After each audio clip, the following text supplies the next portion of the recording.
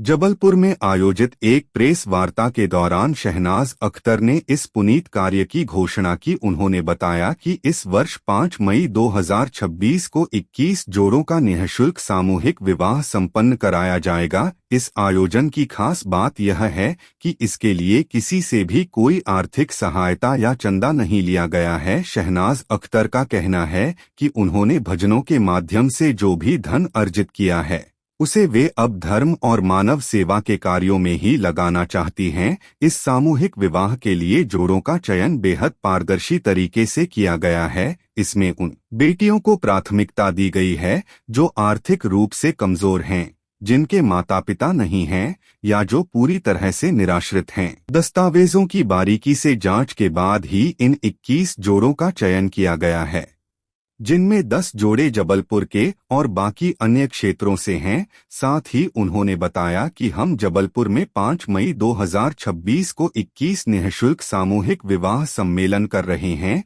जिसमें गरीब बच्चियों का विवाह हम अपनी ओर से कर रहे हैं, बिना किसी से कुछ सहायता प्राप्त किए। हमने अपने भजनों से जो धर्म का पैसा कमाया है, हमारी इच्छा है कि हम उसे धर्म के कार्यों और जन कल्याण में ही खर्च करें।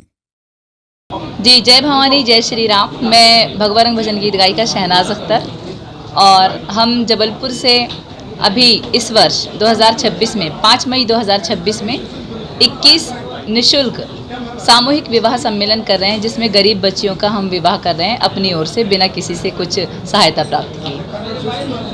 क्या सोच के आपने इसको करने का तैयार किया? जी, दरअसल हमने अपने उम्र में अपने भजनों से जो धर्म का पैसा कमाया है, वो हमारी इच्छा है कि हम अपना जो धर्म का पैसा कमाया हुआ है हम धर्म के कार्यों में ही खर्च करें और मानव सेवा और जन कल्याण में खर्च करें। जी हाँ, जबलपुर से बहुत सारे जोड़े हैं, 8-10 जोड़े हैं और जबलपुर के बाहर से भी 10 जोड़े हैं। जी जी जी, हमने ये देखा है कि जो बहुत से गरीब बच्चे हैं और किसी गरीब बेटियों के किसी के माता पिता नहीं हैं, किसी के भाई बहन नहीं, कोई किसी के करने वाले नहीं हैं, सब निराश्रित हैं, तो हमने उनके लिए ये सोचा है।